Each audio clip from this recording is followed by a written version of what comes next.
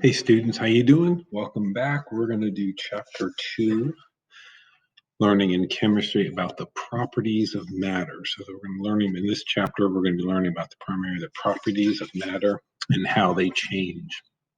So we're going to think about some properties of different matter. One is bamboo. Bamboo has no notable taste or odor, but yet it's very hard and it's easy to split. And it has lots of heat resistance. So eating it with Asian food, that's one of the reasons it has probably evolved from our dear friends from Asia, is that it doesn't add to the taste, doesn't have any odor when it's hard. It's easy to make into chopsticks because it can split well, and it can handle hot food. So we're going to learn about why certain properties, or what are certain properties of matter, and how they can be useful. So in this case, chopsticks are very useful because of their properties that they have. So how can these properties be used to describe? So that's what we're going to talk about today, is how these properties will be used. And their properties are classified into two categories, two major categories: extensive and intensive. Extensive and intensive. Ex meaning out and in meaning in, like exit and egress. Okay, so the extensive properties of matter could be considered mass. Mass is how much stuff is in stuff. The more formal version of this is how many molecules are in some matter here. So an object, how much matter it actually contains, the way that I try to teach it, remember how much stuff is in stuff. So no matter how much stuff you have, no matter where you go on the earth or the universe for that matter, you still have the same amount of molecules and stuff in you. Now your weight may change, but the amount of stuff that makes you up, your bones, your organs, the molecules, the chemistry, the molecules, all of your joints are the same. They're all made of the same material. It's the same stuff. So that's mass. Volume is how much space something takes up. Okay, so either how much something can hold, like a glass can hold so much volume of liquid or of solid, but it also takes up space. So a large glass is going to take up more space in a cabinet than the smaller glass. It's another way. So an extensive property is a property that depends on the amount of matter in the sample. Okay, so what I just described you, mass and volume, the amount of that property is dependent upon the amount of matter. So that's why mass and volume are what are called extensive properties. They're dependent on the amount of matter that's in there, whether it's mass or volume that you're measuring. Intensive property depends on the type of matter, not the amount of matter. Okay, so the first one was the amount. This one is the type of matter that is there. So, for instance, the hardness of a bowling ball. Okay, that's the kind of matter. A diamond is going to be harder than clay. Okay, so the bowling ball is made of a hard material, and that material is an intensive property, meaning that it's dependent upon the type of matter there, not the amount of matter. So a small bowling ball made of the same material, a smaller mass versus a larger mass, or a larger volume versus a smaller volume, that doesn't determine the hardness of the ball. The type of matter is what determines an intensive property. Okay, so we're going to identify some of these substances. Why do all samples of a substance have the same intensive properties? Okay, so for instance, matter of a uniform indefinite composition is called a substance. So if you have all the same type in something, a uniform, that is called a substance. So tea kettles there are all made of one substance, and that substance is copper. So a copper tea kettle, that is a substance because it has all of a uniform indefinite composition of one type or even several types of matter. But in this case, copper, they're all made of the same material. Okay, this sculpture is a falcon is made of gold. Okay, because it's all made of gold.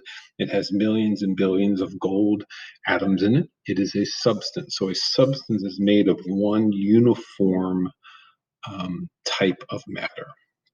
Okay, so every sample in a given substance has the identical and intensive properties because it's the exact same composition. So the hardness of this falcon here is going to be the same throughout because it's all made of the same substance. The resistance to corrosion, or its ability to conduct electricity, or its capacity to conduct heat in this kettle is the same throughout because it's all made of copper. Okay, so that is why they all have the same intensive property.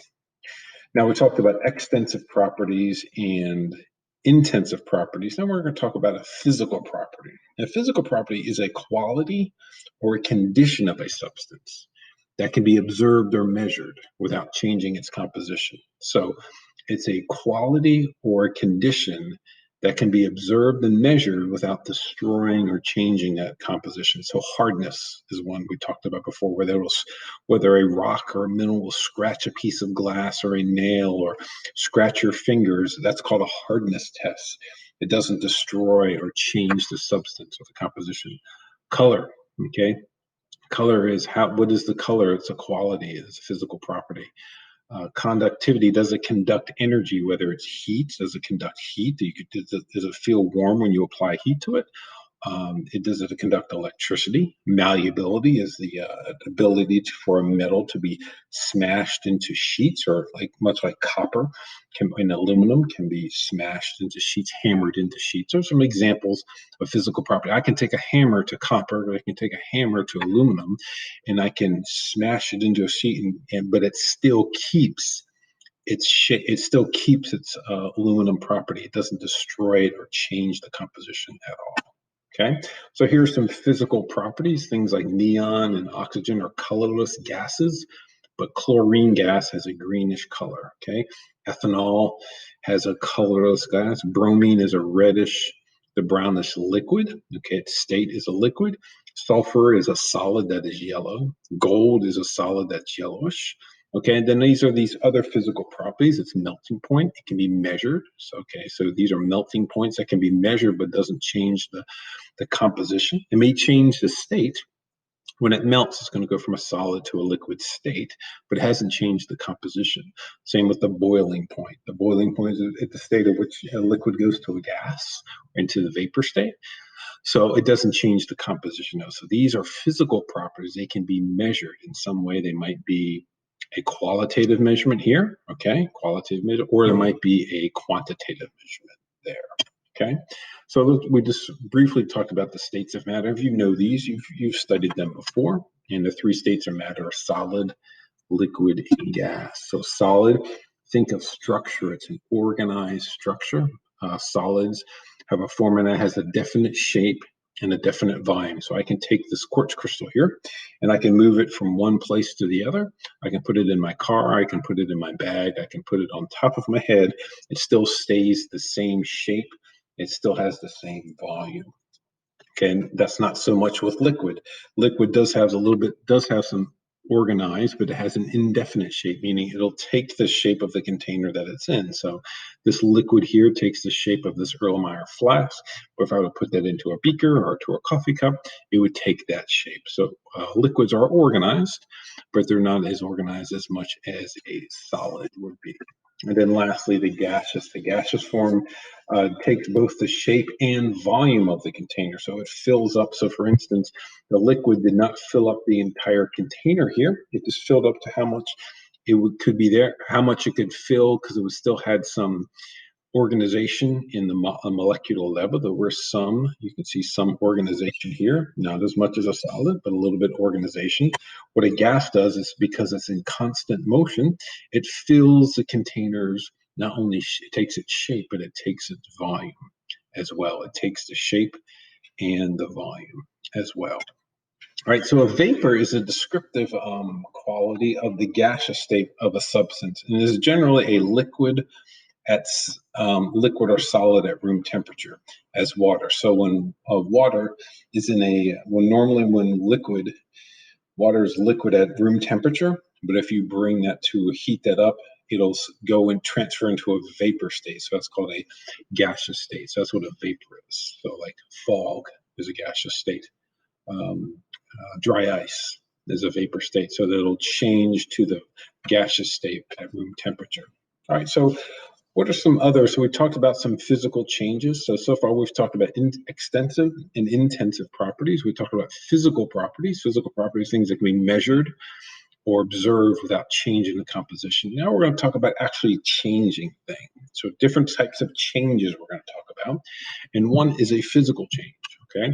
A physical change is a property, is a change, but it does not change the material itself. So a metal called gallium, it melts in a person's hand around 87 degrees Fahrenheit, right around 30 degrees Celsius. It'll melt in someone's hand.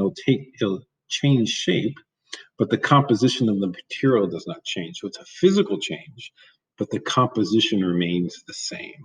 Okay, that's what a physical change is. It can be put back together. So if you take that gallium out of someone's hand and you put it into a place that is cooler than 86 degrees or so, say room temperature at 72 degrees Fahrenheit, 25 degrees Celsius, it'll change back to the solid state. All right, so physical changes can be classified as reversible or irreversible. The composition is still still the same, but some changes you can reverse and put it back to the way it was, others you cannot. So physical changes that involve a change from one state are reversible, just like with gallium. Gallium will melt in your hand, but when you put it in a place that's cooler than 87 degrees or so, it'll go back to the way it was. That's reversible. Irreversible would be, say, cutting your hair, filing your nails, cracking an egg, breaking a rock. You haven't changed the composition. It's still an egg, it's still hair, it's still nails, but you can't put them back. Okay, if you ever accidentally or cut a nail or cut a hair too short, you can't put it back. Okay, so that's what's called an irreversible change, but yet it is a physical change because you haven't changed the composition of it. So that is our lesson for today on changes in matter, particularly as it relates to intensive and extensive properties of the matter, and then a little bit on physical changes. So that's it for today, and I'll see you soon.